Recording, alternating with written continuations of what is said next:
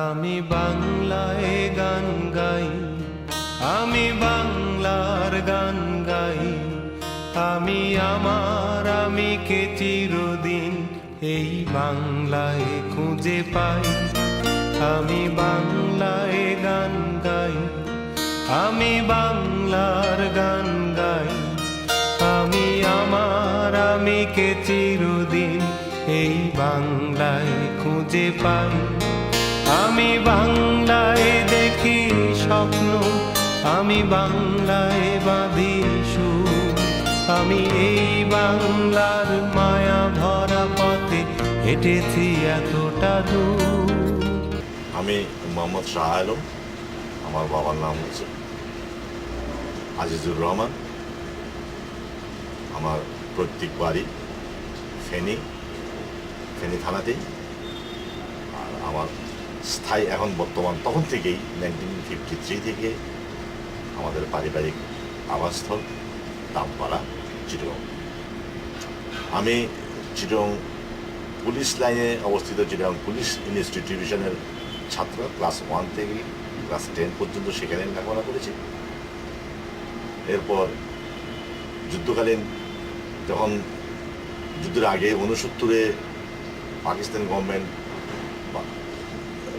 দেশ ও কৃষ্টি নামে একটা বই আমাদের উপর চাপিয়ে দিল, সেই বইয়ের বিরুদ্ধে আমরা আন্দোলনে আমি ওতপ্রোতভাবে জড়িত ছিলাম।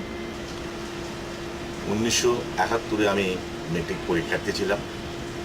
আমাদের বাসা ছিল পুলিশ লাইনের ভিতরে, সরকারি কোয়ার্টার। আমার বাবা পুলিশ চাকরি করতেন, পুলিশের চিটাগং পুলিশ লাইনে তৎকালীন সুবেদার ফোর্স পুলিশ লাইনের চার্জেই উনিই থাকতেন।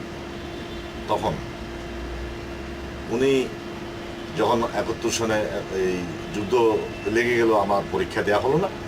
আমি তখন নিজের জীবন বাঁচানোর জন্য দেখছিলাম। কিন্তু 1971-এর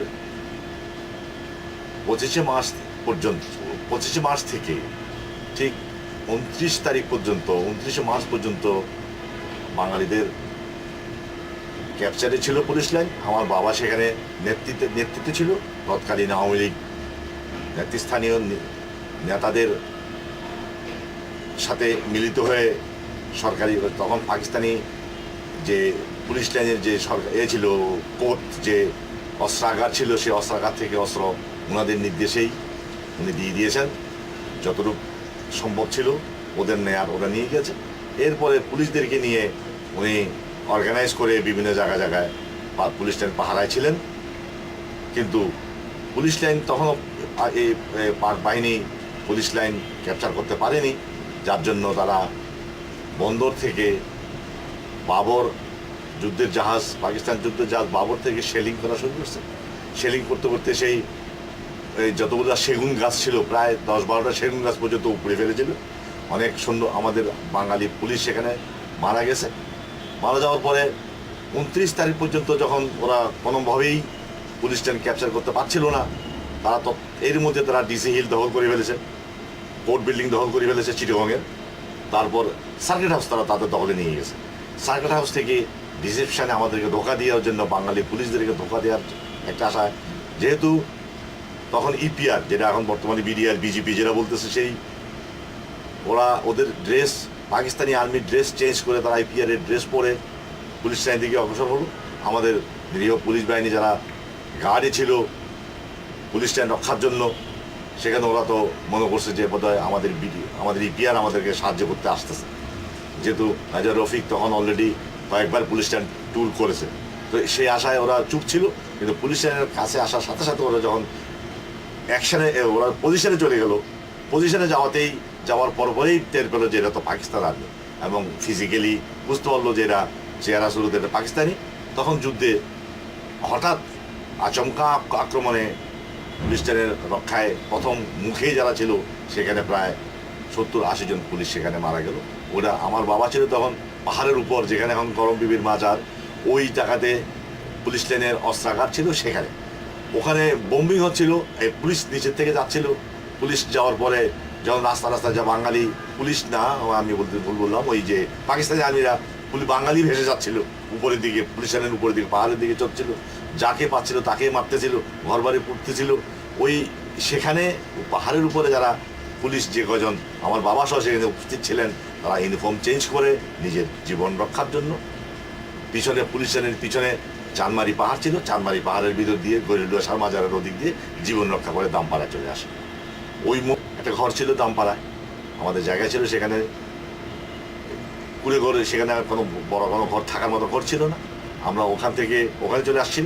আমার বাবা নন্দনকানন এখন বর্তমানে মন্ত্রী মোশাররফ সাহেব মধেশ্বরায়, উনার বাড়িতে নন্দনকানন চলে আসে। আমাদেরকে বললো যে তোমরা লোক পাঠিয়ে তোমরা নন্দনকানন চলে আসো। আমরা সবাই, আমার মামা তখন ছিল এমপি ফেনী এলাকার এমপি অ্যাডভোকেট খায়রুদ্দিন, উনি সহ ছিল। উনি সহ থাকার পরে আমরা যখন নন্দনকানন চলে আসলাম, নন্দনকানন থেকে আমার বাবা বললো যে আমি এখানে থাকা ঠিক হবে না, আমি চলে যাচ্ছি, তোমরা তোমাদের সময় সুযোগ মতো তোমরা দেশে চলে আসতে যেভাবে পারো। আমার বাবা চলে গেলো, আমার ছোটো ভাইকে নিয়ে ফেনী চলে গেলো। ফেনীতে খাজা আহমদ সেখানে এমপি ছিল, ওনার সাথে জয়েন করলো। ওনার সাথে সেখানে জয়েন করার পরে আমরা এখানে 2-3 দিন অবস্থান করার পর ফেনীতে চলে গেলাম। 3 ভাই চলে গেলাম আমার বাবার নির্দেশে সত্যাহলকে পাঠিয়ে দিলেন ওনারা হাফলং, আসামের হাফলং ট্রেনিং সেন্টারে। আমার বড় ভাইকে পাঠালেন টেন্ডুয়া। আমার বাবার নাম আজিজুর রহমান, তখন সুবেদার ফোর্স ছিল। ওখানেও সেখানে পুলিশ হিসাবে ট্রেনিং দিচ্ছিলেন যারা যাচ্ছিল ট্রানজিট ক্যাম্প থেকে। হ্যাঁ, আমার বড় ভাই যে আমার সাথে গেল, উনি হচ্ছে কামাল উদ্দিন। আমার যুদ্ধের পরে উনি আমাদের এলাকা ফেনী এলাকাতে উনি যুদ্ধকালীন কমান্ডার ছিলেন। এরপরে আমি মোহাম্মদ শাহ আলম, এরপরে আমার ছোটো ভাই মহিউদ্দিন দুলাল। দুলাল ছিল মেজর জাফর ইমাম, তৎকালীন মেজর জাফর ইমামের সাথে বেলুনিয়া এলাকাতে যুদ্ধে জড়িত।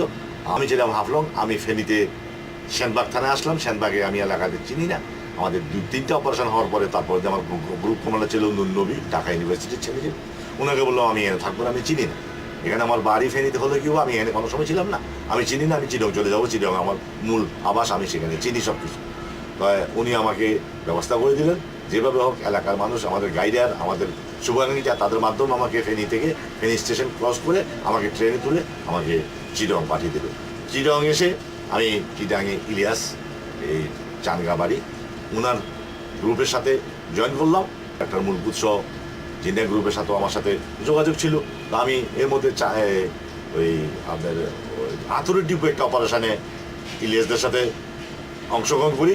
আর একটা অপারেশন এখানে এই লাভলেন জিন্ডিয়া গ্রুপের সাথে ওই আপনার অ্যাপোলো পেট্রোল পাম্পে আমরা পেট্রোল পাম্পটা অপারেশন ছিলাম।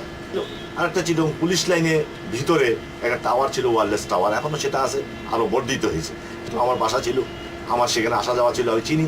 ওখানকার সুবেদার তখন সে প্রমোশন পাইছে, আগে ছিল হাওলদার, এরপরে সুবেদার হয়েছে। যুদ্ধ চলাকালীন সময় সুবেদার ওবায়দুর রহমান মোটর সেকশনে ছিল, তাকে সে আমাদেরকে অনেক হেল্প করলো। সে বললো যে আমি ব্যবস্থা করে দিচ্ছি। 8 তারিখ রাতে আমার কাছে লোক আসলো, বললো যে এখন আর ব্লাস্ট করার প্রয়োজন নেই, আমরা ইমিডিয়েট স্বাধীনতা, ভারত অলরেডি আমাদেরকে সাথে যুদ্ধে একত্রতা ঘোষণা করছে, আপনার সাথে ওরাও যুদ্ধ ঘোষণা করছে। ওদের যুদ্ধের জাহাজ, প্লেন, যুদ্ধের জাহাজ অলরেডি চিরঙে বিভিন্ন জায়গায় অপারেশন শুরু করছে। যার জন্য আমাকে বললো যে এটা আমাদেরই এসেট থাকবে, এটা আর উড়ানোর প্রয়োজন নেই, আমি এটা উড়াইনি। আমাদের বর্তমানে আমরা যে বাংলাদেশে আছি, আমাদের যুদ্ধকালীন যে চাহিদা ছিল, সেই চাহিদা অনুযায়ী আমরা কিন্তু এখন সেই আদর্শগুলো পাচ্ছি না। বারে সরকার পরিবর্তন হয়েছে, কিন্তু আমাদের সেই আদর্শ মূল আদর্শ যেটা নিয়ে আমরা স্বাধীনতা যুদ্ধ করেছি, সেটার ভিতরে আমরা কেউ নেই। আমাদের কোনো সরকারই ছিল না। আমরা চাই আমাদের সেই মূল আদর্শ, আমরা অন্ন, বস্ত্র, বাসস্থানের নিশ্চয়তা চাই। আমরা কোনো হানাহানি মারামারি চাই না। আমরা যার যে রাজনীতি, সে সুন্দরভাবে রাজনীতি করুক। কোনো মৌলবাদী রাজনীতিতে আমি নিজে বিশ্বাস করি না। কেন মৌলবাদ যদি রাজনীতিতে চলে আসে, তাহলে সেটা খুবই মারাত্মকভাবে মানুষের কিছু অন্ধবিশ্বাসে কিছু দুর্ঘটনা ঘটায়। যার জন্য আমাদের স্বাধীনতা যুদ্ধকালীন যে আদর্শ ছিল, আদর্শে দেশ হোক, আমি সেটাই আশা করি। বাংলায় আমার জীবনানন্দ, বাংলা প্রাণের সুখ।